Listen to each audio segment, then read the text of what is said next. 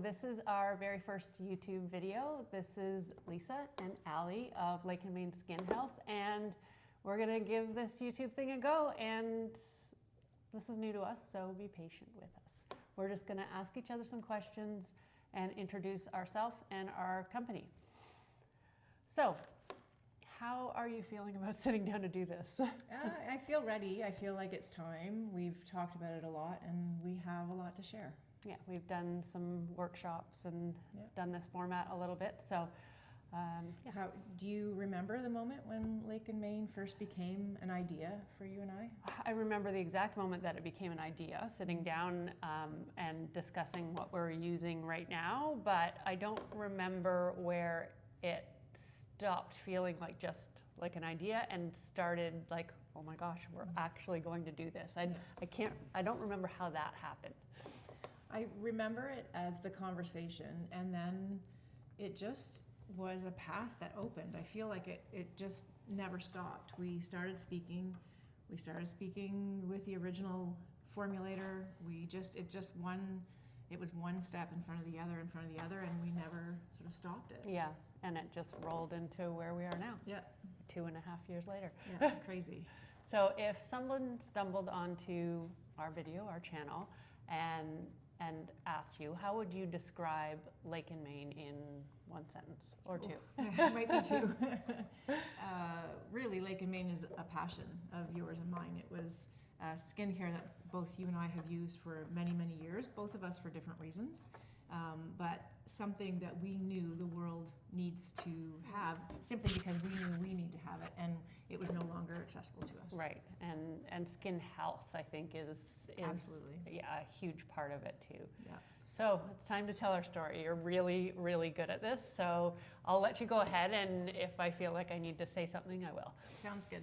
I'll do my best to try and keep it somewhat concise. But so, like I said, Lisa and I both use the same skincare for over 25 years. It was a mutual friend of ours that we went to high school with that had started a business in Kingston, Ontario, where we both grew up. Eventually, she and her husband moved to BC and ran a very successful, non-toxic, clean skincare company. I even at one point wholesaled her product back into Kingston because I wanted to make sure that one, I could get it, but that it could go out to sort of the Kingston area because I believed so strongly in it all of my life, really, or all of my adult life. Eventually, she decided to close her doors to become a grief counselor after the death of her husband, and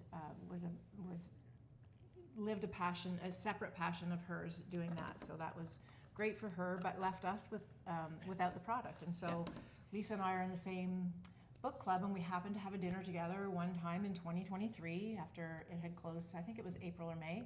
After the doors had closed in January, and Lisa said to me, what are you doing now that you can't get the skincare? And I literally had tried a place from Calgary, a place from Montreal, a place from Toronto that was Canadian made, natural skincare, but I couldn't find an entire line that I was happy with. I would find a product here and a product there, but with my previous skincare line, I had 15 products at my house at one time because I loved the entire line.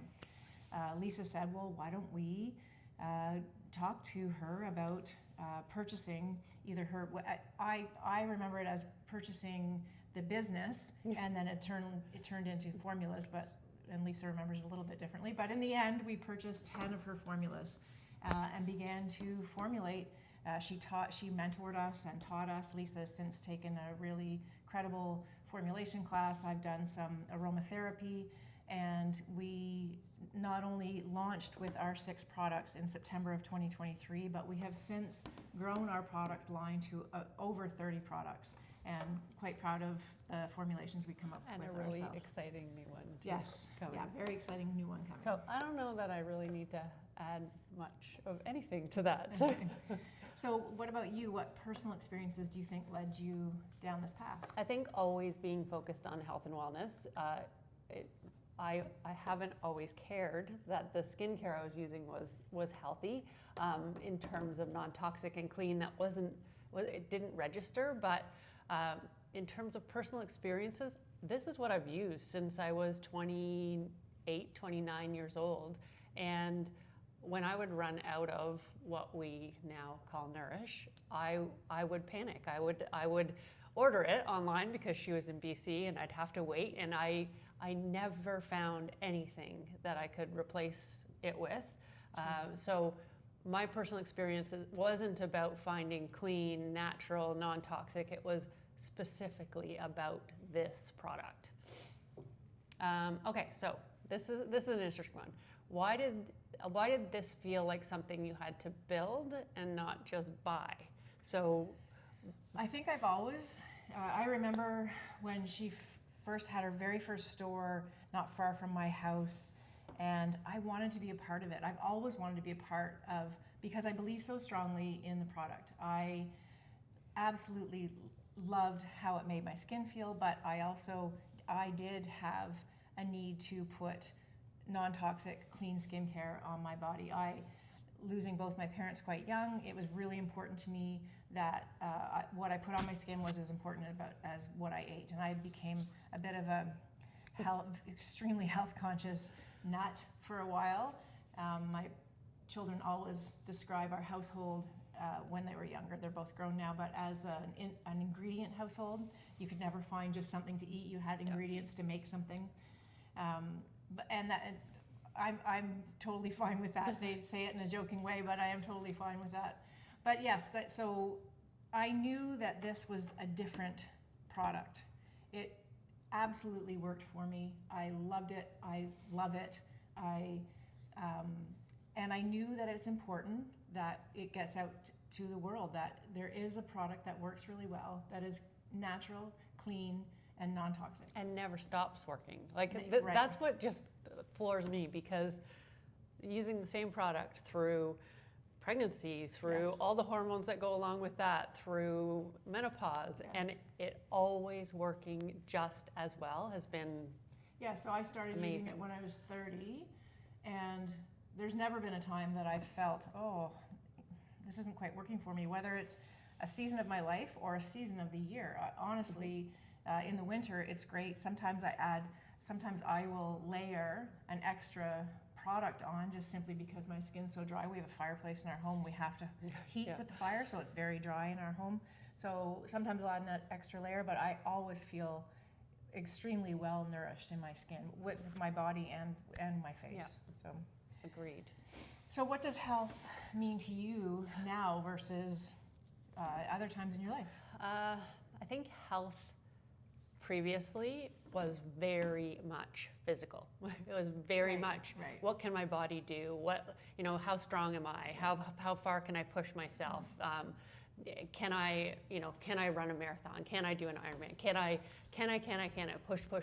And now there's a way bigger focus on mental health as well. So it's a much more holistic approach now. So thinking about what I am putting on my skin, and thinking about what I eat more. I did always focus on, we too were an ingredient household, but I did always focus on healthy eating, but it was more about just making my body as a performance thing. Whereas now health is much gentler to me now. I fail a lot, but I do know the importance of rest. I understand it. It doesn't mean I get it and do what I need to do, but it's a much more, I just see it much more rounded than I ever saw it before. And we paralleled a lot in our lives, even though we didn't always spend time in the same circles really until a book club. But we trained together, we talked about food together. You shared amazing cookbooks, not even cookbooks so much as sort of homestead living type books, and we really shared a passion for health. Always. And so it really made sense that we came together to show the world what these products that now Lake and Maine has. And it's interesting to me, when we first started, I didn't think of it in a health, overall health thing. I thought of it like, my skin's missing this product. It is interesting how connected it is to health and what's been important to us in our lives. Right. Okay, so we've dove into this a little bit recently in our Instagram things, but how did your relationship with your body change over the years? Oh boy. I think I mentioned in one of our Instagram posts that where was I going? Sorry. Okay, let me start over again. So, oh yes, I know what I was going to say. That my 50s are my favorite decade. I absolutely love my 50s. My 30s really was. I felt like I was coming out of a fog of my 20s. I really was searching for sort of the greater meaning of why, and through that came running. I would run for hours and hours and hours because that was the time when I could clear my head. I would forego my kids' nap for me to rest and put them in a running stroller, and they would nap in the stroller so I could run. Not so much because of my body, but because movement has always meant overall health for me. And mental clarity too, mental health, yeah. 100%.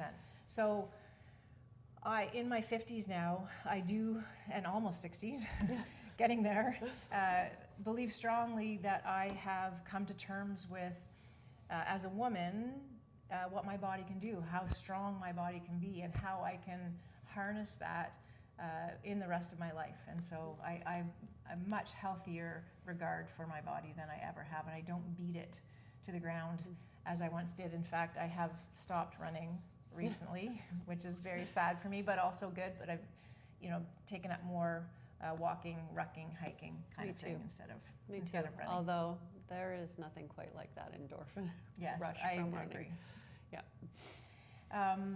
So what did taking care of yourself look like in your 20s, your 30s, and now? We've also talked about this, and I still have a difficulty sort of articulating what it was. So in my 20s, I didn't really. I've always worked out. Like I've always done strength training or running and tried to be healthy in that way, but it wasn't necessarily health. Taking care of myself was spending time with friends. I partied a lot. Mm-hmm. I drank a lot. I didn't really focus in my 20s on taking care of myself. My 30s were all about babies. I had 3 kids in 4 years, and my body was always in a state of pregnancy, breastfeeding, recovery from pregnancy and breastfeeding, and getting back into shape. And so in my 30s, it was more just I thought about the health and well-being of other people. So myself wasn't, I don't even know, like, did I think about myself and my self-care then? Not really, I don't think so. Now, very different. There is time to think about what I'm doing right, what I need to do more of, what I need to do less of. My taking care of myself has a lot more to do with stress reduction and making my mental health and my physical health more of a priority in terms of being gentler with things instead of push. But strength is still very important to me. Doing strength training is very important. And like you, I'm walking, rucking, and being a little more gentle with my self-care. That's good. It's good to hear. Oh, I also get a monthly massage, which I started last year and love. That's great. Yeah. Okay, so was there a turning point when you realized that your wellness needed to be more intentional? Oh, yeah, definitely. There's been several turning points at different points in my life because, of course, our paths don't go linear. They're bouncy and up and down. But certainly, I lost my dad at 21 years. I was 21 years old, and my mom at 32. And so my children were 4 and 3 at the time that my mom passed, and I was, like I said, 32 years old, and I realized right then that I needed to make sure that my children, or that I got to spend time with my grandchildren, so that that was so important. And I'm about to be a first-time grandmother very shortly, so extremely excited about that. But that was the biggest turning point health-wise for me from sort of my 20s, very early 30s, because it felt dire at the time. Since then, I've had my own series of health issues, not issues, but problems that I have overcome. And, you know, you have to go through those sometimes to come out the other side and understand what's important. So yeah, it's been a few things, again, in my 50s, perhaps with family members that have had some health issues, but everything you learn, you continually learn. You never stop learning about what you can do to make yourself healthy. Yep. So what did you learn the hard way? Well, a lot of the same themes as you. I mean, I also lost my mom when I was 32, and that is a hard lesson. Mm-hmm. That is a really hard lesson about what's important, what your focus shifts to. My mom did not live a particularly healthy lifestyle. She was a smoker. She had quit before she got sick, but it just really reinforced that life is too short, not to take risks, but also to take care of what we have and what we're given, and that was that's a hard lesson to learn. Yeah, definitely. Okay, so this sort of shifts into us as a team and the company. So what makes us good partners in this? Oh boy, that excuse me. We definitely. I'm not sure there's somebody else I could run this business with than you. We come at it very differently. We have very different skill sets, which with some people perhaps could be butting heads, but you're a very even-keeled person. I'm a much more emotional person, and you Such a good way to put it. and you settle my emotional side, and I know that I can say anything that I feel that I need to say, which is important to me because of my emotional side, and we can just continue on. So that has helped us through some more trying times. We can actually have a conversation. Have about conversations, things. yes. Yep. That's so important. Yeah. But as far as our skill sets, we really do come at our business with very different skill sets, and we've just naturally fallen into what it is we do well, and those pieces where neither of us really fit in a business because there are a million hats to wear as an entrepreneur or business owner.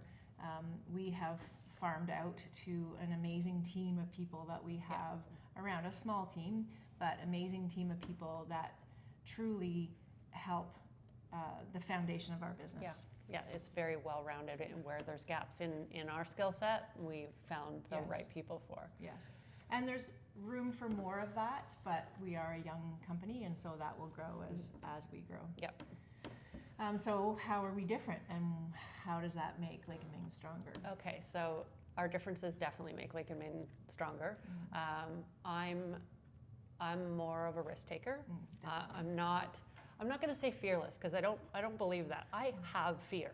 Like, I have a lot of fear, but I'm just ready to go and ready to do it. I see you as a big picture person. You're a very big picture person. I'm the dreamer. I'm like, let's go do this. I also am the one who has the vision of what it looks like, what it feels like, what it where we're gonna be. And you're much more pragmatic. You have the calendar, you have the bank accounts, you have well, Lisa, we can't do that right now. But I would have no money. I would have all these big dreams and no money and no path to get there. And if I didn't push, you would have money. Yeah. But we wouldn't be taking and growing, changing, and those are there's lots. There's a lot of small differences, but those are the big ones that really drive our success and where we're headed and where we're going, and we need both of them in equal measures. Absolutely. Okay, I think maybe I kind of almost answered that question, but from your point of view, what do each of us bring that the other one doesn't? I really see it as you being that person that the ideas, the aesthetic, the vision, and I sort of pull us back a bit down to the ground, so that we can actually get to those visions. So those visions you have, I am 100% board with it. It might have taken me a little bit before I realized how important your visions are, because I was always so afraid of spending that money.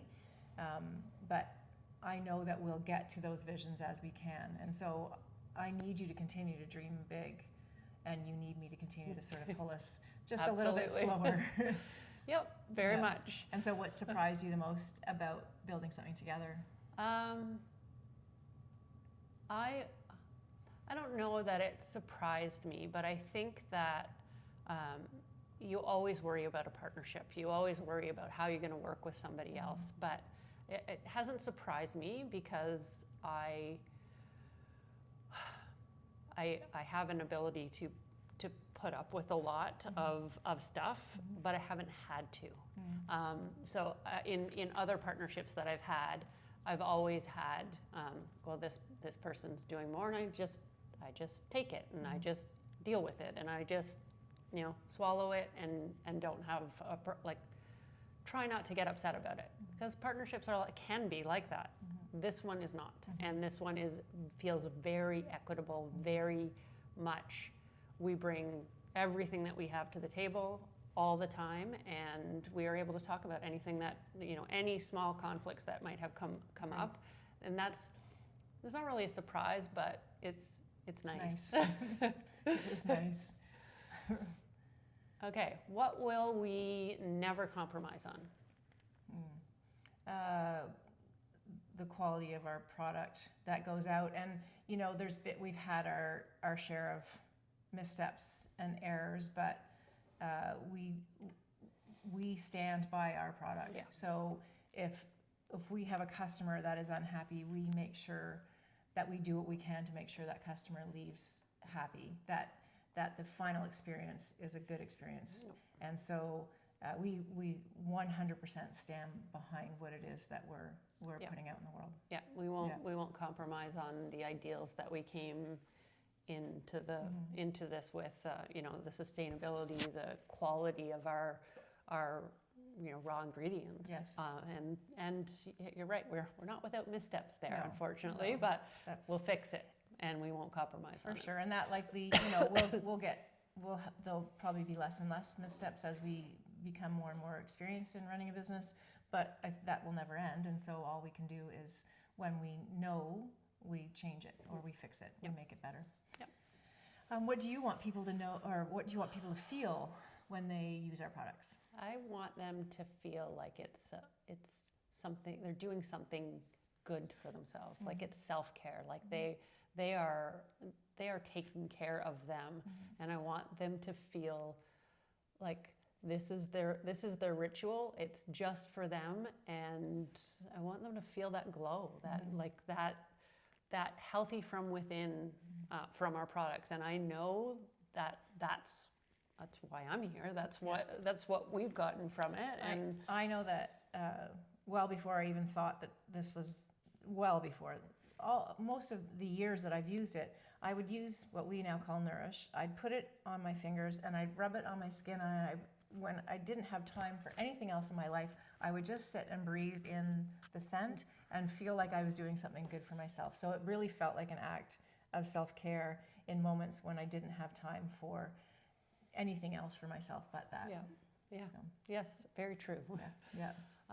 Okay, who did we build this for? Oh, well, truthfully, I think we built it for ourselves. Honestly, initially, yeah, because sure. we knew we wanted the product. But honestly, I have always, for 25 plus years, felt that this is something for everyone. It's so good for us to put on a product on our skin, provided you don't have an allergy to something like, say, sweet almond oil, or even natural ingredients can create issues for certain people. But it really is a holistic way to look at health, because it's very important that what we put onto our skin. So really, it's for my daughter, it's for my son, it's for my grandchildren, it's for all the people that I care about, because I want them to be healthy. Yeah, and we do tend to sort of focus a lot on us, on people in our age group, us and people like us. But it really, I mean, we started using it in our 30s and our 20s, and and it really, my kids use it, and it works for everybody. So Yeah. So what does slow, thoughtful care mean to you? I think I'm going to go about this sort of the other way. What it doesn't mean to me. So I am not a product person. I can't stand to have unfinished bottles, partly started bottles. I have one little makeup drawer. I want things that work, that when I run out of it, I am, oh my gosh, like I need more of that. I don't want to constantly be changing and trying new things and adding things to the routine. I keep things very simple. I only use 4, soon to be 5, products on my face on a regular basis, and slow, thoughtful care means finding something that works and sticking with it and not rushing, and it being part of my daily routine that I don't forget to do because I enjoy it. Yeah. Okay, looking ahead, what excites you most about where Lake and Maine is going? Oh, there's lots to be excited about. Yeah. Again, looking at your initial visions, and then I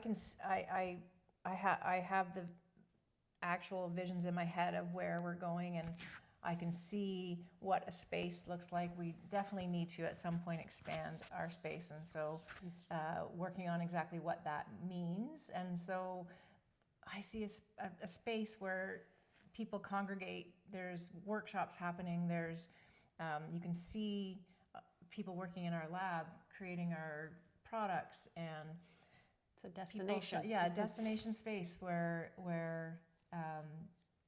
it just feels good to walk in. It smells good. It's everything. All your senses are just heightened because of walking in there. So I really see growth. I see growing our team. So we have assembled such an amazing team. It's very exciting to me to think that we could grow that and tap into some of the amazing skills that people have that you and I just simply don't have, and that to also help us grow. Yeah. I love our team, and I love where we are, but I love the idea of where I think we're going. I also am really excited about the community connections that we've Sure. made, and that building of community, and the outpouring of support that we've found from our, so the Kingston and area community and other like-minded people has just been a phenomenal. And to continue to grow our community of not necessarily just customers, but the people who Everyone. want to learn, want to grow, want to take care of themselves, are invested in wellness. Yeah. That's exciting. So what do you hope people understand about us after watching one of our podcasts? I think I really want them to know that we are genuine and intentional, and that we want to share what we've learned. And I also want people to understand that we are growing, changing, learning at an exponential rate. Like we didn't come into this, born to start a skincare company and knowing all the answers and knowing what to do. We have genuinely cared about what we have put on our bodies, or how we've lived, health and wellness, all of those things, and that our entire business comes from that, from being healthy, paying attention to how we care for ourselves, and that we want to share that. Like that is a genuine thing that we want to share with people, and we are very honest and very transparent about what we do and what we don't know. Okay, so why are we starting a YouTube channel now? We're 2.5 years in. We talked about it for a while. Yeah. Why now? I think because education is such an important aspect of what it is we do, and we've gone out and done some workshops, and we get really good feedback from people in what they learn from us. So, that the side of things that people don't realize how important it is about what you put on your skin. Often people think about what they're eating, but they don't necessarily think about what they're putting on their skin or their hair, and it matters. And so I think that a YouTube channel, one, can help people get to know our products a bit better, or why choose a natural product versus something that might have some chemicals or synthetics in it. But also to get to know us better, and to have a connection with the people that make the actual product. We actually manufacture the product, so maybe get to know us better to understand why we do what we do. And so, what are you most proud of? Well, that's a really, really hard one. What am I most proud of? I think that I'm most proud of what we have learned. I think that I'm most proud of what we've built and how we've grown. We purchased the first formulas, but that was just the very beginning. Like, I think maybe when we started, that was the smaller vision. Like, okay, we'll sell these, but it is how it's changed and become ours. That's probably what I'm most proud of. We have a very clear vision, and we have consistently and persistently followed that vision to get us where we are now. Okay, what do you hope this channel becomes? I think I spoke about it with you previously. I would love to see this, for us, encompass everything that Lake and Main is. So the outdoors, health. Yeah. We didn't even talk about the outdoors. How did we miss that one? I would love for us at some point to try. It's always been important to me, as my kids grew up, or with siblings, when you want to have a deep, meaningful conversation, to actually be side by side as opposed to face to face. So walking, or riding in a car was one that I did with my kids a lot, or running together with them. That side by side conversation, I feel, for me anyways, helps with deeper connections for some reason. I'm not sure why, and so I would love to play with the idea. I would love to play with the idea of us walking and talking, and so encompassing the outdoors, because we're both very big outdoors people, and that's a part of why we do what we do with Lake and Main. It's part of our health story and our health vision, and so I'm really hoping to try that and see if that could work too. Yeah, and I would love to see this channel be a vehicle for answering questions. Yes. To people make comments on our videos and say, hey, can you cover this? Talk about this. Definitely. And we can share what we've learned, and also share our own questions For and sure. learn through it as well. Yeah, what do you, as the viewer, want to know about natural skincare, about what we know about the outdoors and movement and all of that? Yeah. All right, well, that was way longer than I expected it would be, but we are not. happy you're here. If you're still here, good for you. Thank you. So until next time, bye-bye.